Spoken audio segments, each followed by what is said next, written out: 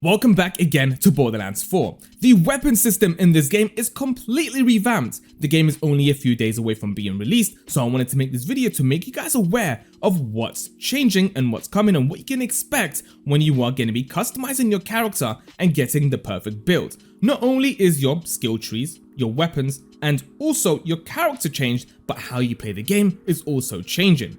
Let's talk about the weapon system and how it's changed and what you can expect. So, in the previous Borderlands games, we've had weapon manufacturers like Atlas, Iridian, Hyperion, Jacobs, Maliwan, and so forth, for example, Torque. Now, these weapon manufacturers are making a return in Borderlands 4, but a little bit differently. For example, let's say that you have just dropped an Atlas weapon, or a Hyperion or Jacobs sniper.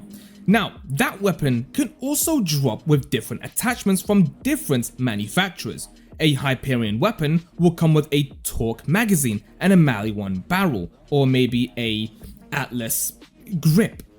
That is how the weapon system is changing in Borderlands 4. No weapon is going to be the same. You can drop the same submachine gun, but it's going to act and feel completely different with different weapon types and different damage types. It is insane. You're going to be farming, and the RNG while you're farming is going to be so intricate that it's probably going to take you a while to get, but even though it's going to take you a while to get the perfect build that you want, every weapon is going to be exciting to use, and who knows, maybe something is better than what you wanted before. That is pretty crazy. Tell me down in the comments what you guys are going to be looking forward to. I, for example, want a Jacobs sniper with basically everything Jacobs because why not? Or maybe a Jacobs sniper with a Torque magazine and just kind of go crazy with a flaming sniper rifle that's going to be shooting slugs. That sounds pretty damn good. So for example, if you really love Torque and Maliwan, you can pretty much create a weapon that's going to have elemental stickies, and yeah, it's going to be kind of nuts. They've basically taken the best part of the game and just made it better. So this is how it's gonna work. This screenshot kind of shows you on the rarity of weapons going from common all the way down to legendary and the licensed parts, so the parts from each manufacturer and how many parts you can actually have. So for the common, 1, uncommon 2, rarity 3, epic 4, and legendary is gonna have 3 plus 1 unique legendary behavior. So there we go.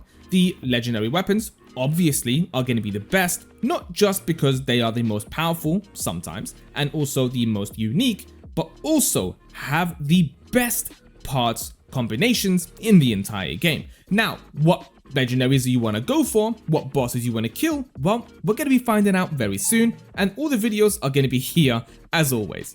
Obviously, in this game, you are able to hold 4 different weapons, so don't be scared to only limit yourself to one specific weapon that you want to be going for.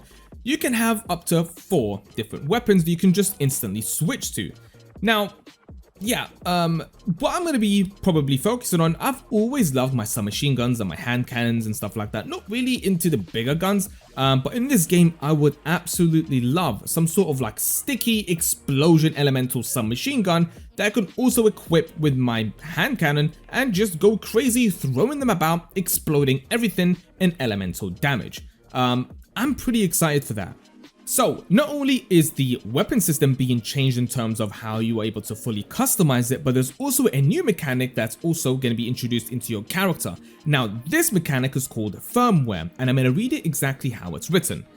Firmware is an endgame system that introduces gear sets by applying tiered bonuses to 5 non-weapon gear slots like rep kits, ordnance, class mods, shields, and enhancements. Equipping 1, 2, or 3 matching pieces of the same firmware sets unlocks minor, major, and full bonuses respectively, with full bonuses providing unique effects like missile strikes or lifesteal. A transfer machine allows players to move firmware between items, but this process destroys the original donor item. So yeah, not only can you customize your weapons fully, you can also customize the gear on your character and able to have different attributes like missiles flying from your character.